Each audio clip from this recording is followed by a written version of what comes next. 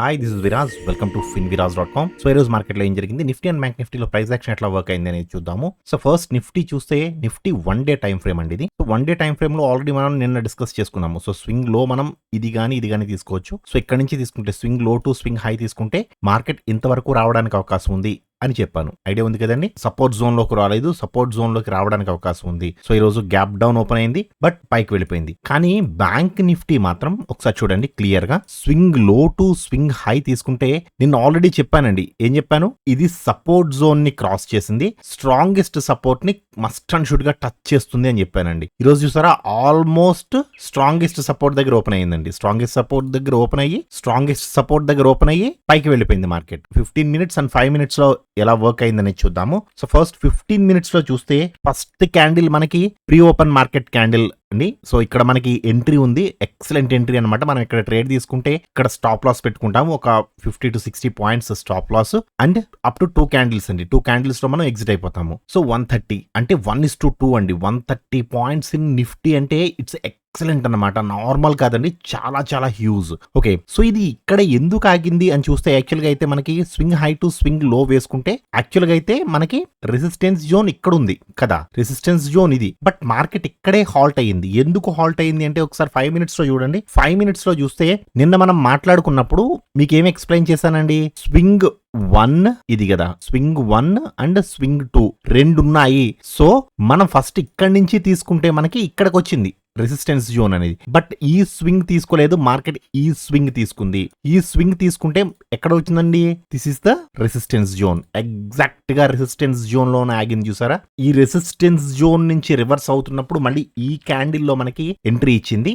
So ఈ candle లో entry ఇచ్చినప్పుడు ఎంత వరకు రావడానికి అవకాశం ఉంది కిందకి, సేమ్ అండి, నార్మల్ గా మనం వేసేదేగా స్వింగ్ లో టు స్వింగ్ హై ఎంత వరకు రావడానికి అవకాశం ఉంది. సో మనం ఇక్కడ ట్రేడ్ తీసుకుంటే ఇక్కడ మనం ఒక 44 points stop loss and 90 points target. ఇది కూడా 1:2 ఇచ్చిందండి. ఇక్కడ 1:2 అండ్ ఇక్కడ కూడా 1:2. ఇది కూడా చాలా చాలా మంచి ట్రేడ్. ఇది రివర్స్ అవుతున్నప్పుడు యాక్చువల్ గా ఇక్కడ ఎంట్రీ చూపించింది ఫస్ట్, కానీ ఇది ఫేక్ ఎంట్రీ. సో ఇక్కడ ఈ క్యాండిల్ లో ఎవరైతే ఎంటర్ అవుతారో ఈ క్యాండిల్ లో మాత్రం చాలా మంచి ఎంట్రీ ఇచ్చింది. సో ఈ క్యాండిల్ లో మనకి ఎంట్రీ ఇచ్చినప్పుడు ఇది ఎంత వరకు వెళ్ళడానికి అవకాశం ఉంది అంటే మనం రెండు రకాలుగా చూడొచ్చు. ఎలా అండి, స్వింగ్ లో to swing high to previous లో చూస్తే this is the resistance zone and this is the strongest resistance. Exact గా 1 జోన్ కి వెళ్ళి ఆగింది. చూసారు కదండి, ఎగ్జాక్ట్ గా 1 జోన్ కి వెళ్ళి ఆగింది మార్కెట్. సో మనం ఇక్కడ ట్రేడ్ తీసుకుంటే ఇక్కడ ఒక 60 points stop loss and 69 points target, లేదా మనం 15 minutes లో చూసుకుంటే ఇంకా ఎక్సలెంట్ గా ఉంటుంది. చూడండి, మనం ఈ క్యాండిల్ లో ఎంట్రీ తీసుకుంటే ఈ క్యాండిల్ లో మనం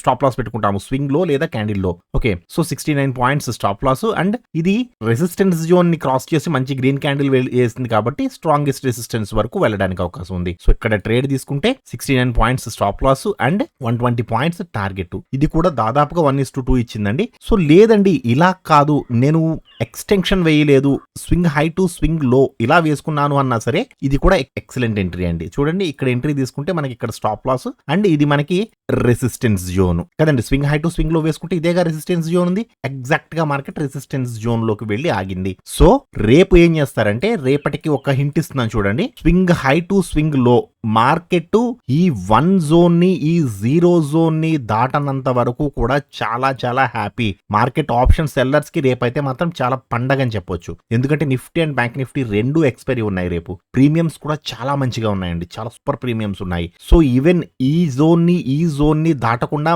మార్కెట్ మధ్యలోనే క్లోజ్ అవ్వడానికి అవకాశం ఉంది. Okay, Nifty. So bank Nifty గురించి మాట్లాడినప్పుడు బ్యాంక్ నిఫ్టీ గురించి కూడా ఎక్స్ప్లెయిన్ చేస్తాను, కంగారు పడొద్దు. ఓకేనండి. సో ఇది మాత్రం కొంచెం జాగ్రత్తగా చూసుకోండి. So swing high to swing low 15 minutes లో వేసుకుని ఈ యొక్క లెవెల్స్ కి తగ్గట్టుగా మీరు ట్రేడింగ్ అనేది ప్లాన్ చేసుకోండి. ఓకే, నెక్స్ట్ బ్యాంక్ నిఫ్టీలో ఏం జరిగిందని చూద్దాము. సో బ్యాంక్ నిఫ్టీలో కూడా ఫస్ట్ 15 minutes క్యాండిల్ మనకి ప్రీ మార్కెట్ క్యాండిల్, ఇది pre market and first candle మనకి ఇక్కడ ఎంట్రీ ఇచ్చింది. సో మనం ఇక్కడ ఎంట్రీ తీసుకుంటే అప్ టు 2 candles వరకు హోల్డ్ చేస్తాము. సో మనకి స్టాప్ లాస్ వచ్చి 90 points అండ్ టార్గెట్ వచ్చి 390 points, అంటే దాదాపుగా 1:4 ఇచ్చిందండి. First entry 1:4. నిజంగా ఈ ఎంట్రీ అయితే మాత్రం చాలా మంది, సార్ నేను తీసుకున్నానండి, మంచి ప్రాఫిట్ వచ్చింది, మన గ్రూప్ లో చాలా మంది పోస్ట్ చేశారు. ఐఎమ్ హ్యాపీ అండి. సో నేను ఈ ఫిన్విరాజ్ అనేది స్టార్ట్ చేయడానికి ఇంటెన్షన్ కూడా మంచి ట్రేడర్స్ ని తయారు చేయాలి. సో ఎవ్వరి మీద డిపెండ్ అవ్వకుండా మీకు మీరుగా ఓన్ గా హ్యాపీగా ఎర్న్ చేయగలగాలి. సో వేలకు వేలు ఫీజులు పే చేసి ఏదో కోర్స్ నేర్చుకున్నాము, ఇది అర్థం కావడం లేదు, ఈ స్ట్రాటజీ అప్లై చేసిన మార్కెట్ లో డబ్బులు రావడం లేదు, చాలా మంది చాలా రకాల ఇబ్బందులు పడ్డారండి నాకు తెలుసు. బట్ నా స్టూడెంట్స్కి ఆ ఇబ్బంది ఉండకూడదు. మినిమం ఫీతో 600-800 ఫీతో అన్లిమిటెడ్ నాలెడ్జ్ ఇస్తున్నానండి నేను ఇచ్చేది. సో మనకి టెక్నికల్ పరంగాను అండ్ నాన్ టెక్నికల్ పరంగాను. మీకు ఇది ప్రీ మార్కెట్ స్ట్రాటజీ అనేది నాన్ టెక్నికల్, తెలుసు కదండి, ఐడియా ఉంది కదా. ఇది non technical. Bollinger band strategy కూడా నాన్ టెక్నికల్ చెప్పాను, చాలా స్ట్రాటజీస్ చెప్పాను. సో ఎప్పటికప్పుడు మార్కెట్లో ఎవ్రీ మినిట్ మీరు ఏ స్ట్రాటజీ ఎక్కడ అప్లై అవుతుంది అనేది చూసుకుని 5 minutes 15 minutes మనకి ఎలాగా ఉంది ప్రిఫరెన్స్ 1 and 2 and 3 మనకి ఎప్పుడు జరిగేది అది. దాంట్లో కూడా హ్యాపీగా ఎర్న్ చేసుకోవచ్చండి. మీరు ప్రాఫిట్స్ తీయగలుగుతున్నారా లేదా, కోర్స్ మీకు యూజ్ అయిందా లేదా అనేది కామెంట్ సెక్షన్ లో చెప్పండి. ఎందుకంటే ఇంకొక 10 మంది నేర్చుకోవడానికి అవకాశం ఉంటుందండి. ఇప్పుడు మనం నేర్చుకున్నాము కాదు, ఇంకొక 10 మంది కూడా మన ద్వారా బాగుపడితే వాళ్ళ ఫ్యామిలీకి మనం హెల్ప్ చేసిన వాళ్ళు అవుతాం. చాలా మంది ఉన్నారండి లాసులు ఫేస్ చేస్తున్న వాళ్ళు. ఓకే, సో మార్కెట్ ఇక్కడ ఎందుకు ఆగింది యాక్చువల్గా అయితే, to be frank, swing high to swing low 15 minutes లో పెట్టి చూపిస్తాను చూడండి. స్వింగ్ హై టు స్వింగ్ లో కదా, ఇది కదండి మార్కెట్ యాక్చువల్గా ఇంతవరకు రావాలి. నేను మార్నింగే అప్డేట్ చేసేసాను, నేను ఈ క్యాండిల్ దగ్గర అప్డేట్ చేశాను మార్కెట్ ఇంతవరకు రావడానికి అవకాశం ఉంది అని. కానీ మార్కెట్ ఇక్కడికి రాలేదు. రావాలి, మీకు నేను లాస్ట్ లో చెప్తాను, బ్యాంక్ నిఫ్టీ లాస్ట్ లో చెప్తాను, వెయిట్ చేయండి. సో ఇంతవరకు రావాలి యాక్చువల్గా అయితే, కానీ రాలేదు. ఎందుకు రాలేదు అంటే ఒకసారి 5 minutes లో చూడండి. 5 minutes లో సేమ్ మనం నిన్న డిస్కస్ చేసుకున్న లెవెల్సే గుర్తున్నాయి కదండి. First swing and second swing. So swing high నుంచి స్వింగ్ లోకి ఏది కొంచెం డ్రాగ్ చేస్తా, స్వింగ్ హై నుంచి స్వింగ్ లోకి మనం వేసుకుంటే this is the resistance zone and this is the strongest resistance. Okay, so market ఇక్కడ స్టార్ట్ అయిన మార్కెట్ రెసిస్టెన్స్ జోన్ కి వెళ్ళింది అండ్ స్ట్రాంగెస్ట్ రెసిస్టెన్స్ ని కూడా టచ్ చేయడానికి ట్రై చేసింది. టచ్ చేయలేదు, బట్ టచ్ చేయడానికి ట్రై చేసింది. ఓకే, ఇది చాలా మంచి ఎంట్రీ అండి. ఇక్కడ ఎక్కడా కూడా అసలు స్టాప్ లాస్ అనే ప్రసక్తే లేదు. ఇది ఇక్కడ నుంచి రివర్స్ అవుతున్నప్పుడు మాత్రం కొంచెం ఇబ్బంది పెట్టింది. ఎందుకు ఇబ్బంది పెట్టింది అంటున్నానంటే ఒకసారి చూడండి. 15 minutes లో ఇక్కడ యాక్చువల్గా బుల్లిష్ గా ఉంది కదా, ఈ జోన్ లో బుల్లిష్ గా ఉంది. బట్ 5 minutes లో చూస్తే ఇక్కడ మనకి ఎంట్రీ ఇచ్చింది, ఇక్కడ ఒక ఎంట్రీ ఇచ్చింది 5 minutes లో, ఇక్కడ కూడా ఒక ఎంట్రీ ఇచ్చింది. బట్ ఈ రెండు కూడా మూవ్ అవ్వలేదు. బట్ ఎప్పుడైతే ఈ ఎంట్రీ ఇచ్చిందో ఇక్కడ స్టాప్ లాస్ లేవండి. ఇక్కడ ఎంట్రీ ఇచ్చింది, మూవ్ అవ్వలేదు అంతే. స్టాప్ లాస్ కి అయితే వెళ్ళి హిట్ అవ్వలేదు. ఓకే, ఇక్కడ కూడా ఎంట్రీ ఇచ్చింది, స్టాప్ లాస్ అయితే కొట్టలేదు, మూవ్ అవ్వలేదు అంతే. జస్ట్ మూవ్ అవ్వకుండా ఎంట్రీ ఇచ్చి అక్కడే ఉండిపోయింది మార్కెట్. సో ఇక్కడ ఎంట్రీ ఇచ్చినప్పుడు మాత్రం ఇది ఎంతవరకు రావడానికి అవకాశం ఉంది. ఈ జోన్ కూడా నేను అప్డేట్ చేశాను, స్వింగ్ లో టు స్వింగ్ హై. సో మనం ఇక్కడ ట్రేడ్ తీసుకుంటే ఇక్కడ స్టాప్ లాస్ పెట్టుకుంటాము. యాక్చువల్ 90 points కంటే ఎక్కువ పెట్టకూడదు, ప్రతిరోజు చెప్తున్నాను కదండి. 90 points. So 90 points stop loss and 170 points target. Within fraction of candles లో వచ్చింది టార్గెట్, ఇమీడియట్ 2 candles లో. సో ఈ రోజు ప్రీమియమ్స్ చాలా హైగా ఉన్నాయి అండ్ ఆప్షన్స్ మూవ్ అవ్వడం కూడా అలాగే మూవ్ అయ్యాయండి. చాలా ఎక్సలెంట్ గా మూవ్ అయ్యాయి ఆప్షన్స్ కూడా. ఇది సపోర్ట్ జోన్ కి వచ్చిన తర్వాత కొద్దిగా ఇక్కడ హాల్ట్ చేసి మళ్ళీ స్ట్రాంగెస్ట్ సపోర్ట్ దాకా వచ్చింది. స్ట్రాంగెస్ట్ సపోర్ట్ కి వచ్చిన తర్వాత నిఫ్టీ అయితే ఇక్కడ ఇబ్బంది పెట్టలేదు, కానీ బ్యాంక్ నిఫ్టీ మాత్రం ఇక్కడ చిన్న ఫేక్ ఎంట్రీ ఇచ్చింది. ఎలా అంటే చూడండి, ఇక్కడ 5 minutes లో బేరిష్ గా మారింది. యాజ్ పర్ ద హెకినాషి ప్రకారం చూస్తే ఇక్కడి నుంచే ఇది బేరిష్ గా స్టార్ట్ అయ్యింది, బేరిష్ గా ఉంది. సో బేరిష్ గా ఉన్నప్పుడు ఎంతవరకు రావడానికి అవకాశం ఉంది, స్వింగ్ హై టు స్వింగ్ లో టు ప్రీవియస్ హై. యాక్చువల్ గా అయితే మార్కెట్ ఇంతవరకు రావాలి. నేను ఈ లెవెల్ కూడా అప్డేట్ చేశాను, నేను మార్కెట్ ఇంతవరకు వస్తుంది అని. బట్ ఇక్కడ ఎంట్రీ తీసుకున్న వాళ్ళు ఎవరైనా ఉంటే ఇక్కడ స్టాప్ లాస్ పెట్టుకుంటాం, 90 points స్టాప్ లాస్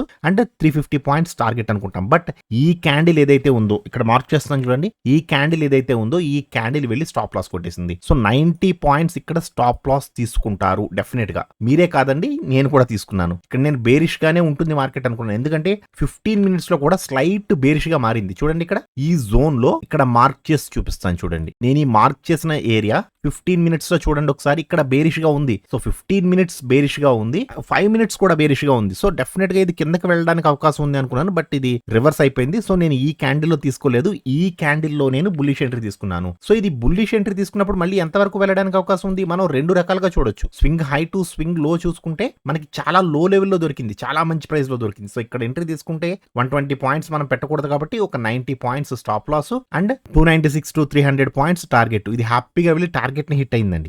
ఇది కూడా ఎక్కడా కూడా స్టాప్ లాస్ వైపు కూడా చూడలేదు. వన్స్ ఒక్కసారి ఎంట్రీ తీసుకున్న తర్వాత కంటిన్యూస్ గా అదే డైరెక్షన్ లో వెళ్ళింది. మనం ఏ డైరెక్షన్ లో అయితే ట్రేడ్ తీసుకున్నామో అదే డైరెక్షన్ లో వెళ్ళింది. సో ఈ రోజు మాత్రం టెక్నికల్స్ చాలా చాలా బాగా వర్క్ అయ్యాయి. సో రేపటికి ఎలా చేయాలి బ్యాంక్ నిఫ్టీ అంటే చూడండి ఒకసారి, సేమ్ జోన్స్ ఉన్నాయి మనకి, స్వింగ్ హై టు స్వింగ్ లో. ఓకే, సో ఇది ఈ 1 zone ని దాటి కిందకి రానంత వరకు ప్రాబ్లం లేదండి. ఇక్కడ కూడా 0 zone ని దాటి పైకి వెళ్ళనంత వరకు ప్రాబ్లం లేదు. సో మార్కెట్ ఇక్కడే డే తిరగడానికి అవకాశం ఉంది. ఓకే, మార్కెట్ ఈ ఎక్స్పైరీ అయితే ప్రశాంతంగానే జరుగుతుంది అనుకుంటున్నాను. నెక్స్ట్ వీక్ ఇంకొకటి చెప్పాలనుకుంటుంది ఏంటంటే యాక్చువల్గా అయితే బ్యాంక్ నిఫ్టీ ప్రతి బుధవారం ఎక్స్పైరీ, యాక్చువల్గా అయితే ఈ రోజు ఎక్స్పైరీ ఉండాలి. బట్ నా ఉద్దేశ ప్రకారం ఏమనుకుంటున్నానంటే మనకి మండే సెలవు ఇచ్చారు కదా రామ్ మందిర్ వల్ల, సో దాని గురించి అనేసి ఎక్స్పైరీని ఒక డే ముందుకు జరిపారు అనుకుంటున్నాను. యాక్చువల్గా మనకి ఎవ్రీ వీక్లీ ఎక్స్పైరీ బుధవారం ఉంటుంది, మంత్లీ ఎక్స్పైరీ గురువారం ఉండేది ఇంతకు ముందు. బట్ ఎన్ఎస్సి ఏం చేసింది, వీక్లీ ఎక్స్పైరీ గురువారం కాదు దాన్ని కూడా బుధవారానికి తీసుకొచ్చేస్తాము అని మొన్న సర్క్యులర్ రిలీజ్ చేసింది. యాక్చువల్గా అయితే ఇప్పుడు మనకి ఈ మంత్ నుంచి మనకి బుధవారమే every monthly expiry, weekly expiries monthly expiries కూడా బుధవారమే ఉంటాయి. అయితే గురువారం అనేది బ్యాంక్ నిఫ్టీ ఎక్స్పైరీ ఉండదు. ప్రతి గురువారం నిఫ్టీ ఎక్స్పైరీ, ప్రతి బుధవారం bank Nifty expiry, weeklies monthlies కూడా. ఓకే, కానీ ఈ వారం ఒక్కటి మాత్రం కొంచెం అటు ఇటు అయ్యింది. అంటే గురువారం ఏమో వీక్లీ ఎక్స్పైరీ వచ్చింది, రేపు వీక్లీ ఎక్స్పైరీ బ్యాంక్ నిఫ్టీ కూడా ఎక్స్పైరీ. సో వచ్చే వారం మాత్రం బ్యాంక్ నిఫ్టీ బుధవారం ఎక్స్పైరీ అయిపోతుంది. Okay, 31st January. సో అది ఎన్ఎస్సి వెబ్సైట్ లో ఉన్నదే చెప్తున్నానండి, నేను నా ఓన్ గా ఏం చెప్పట్లేదు. ఎన్ఎస్సి వెబ్సైట్ లో ఏదైతే ఉందో ఎన్ఎస్సిలోకి వెళ్ళి ఆప్షన్ చైన్ డేటా అని కొట్టండి, అందులో మీకు ఎక్స్పైరీ డేట్ కనబడుతుంది. కొంతమంది బ్రోకర్స్ లో కొంచెం తేడాగా చూపిస్తుంది అన్నట్టుగా హర్ష గారు చెప్పారు. బట్ అది ఎంతవరకు కరెక్ట్ అనేది నాకైతే తెలియదు. నేను అప్స్టాక్స్ జిరోదా వాడుతున్నాను, నాకు రెండిట్లోనే కరెక్ట్ గా చూపిస్తుంది. ఓకే, సో ఎక్స్పైరీని జాగ్రత్తగా ప్లాన్ చేసుకోండి. మీకు ఏమైనా డౌట్స్ ఉంటే కామెంట్ సెక్షన్ లో అడగండి. సో నేను చెప్తున్న టెక్నికల్స్ మీకు నచ్చితే వీడియోని తప్పకుండా లైక్ చేసి ఛానల్ని సబ్స్క్రైబ్ చేసుకోండి. Thank you so much.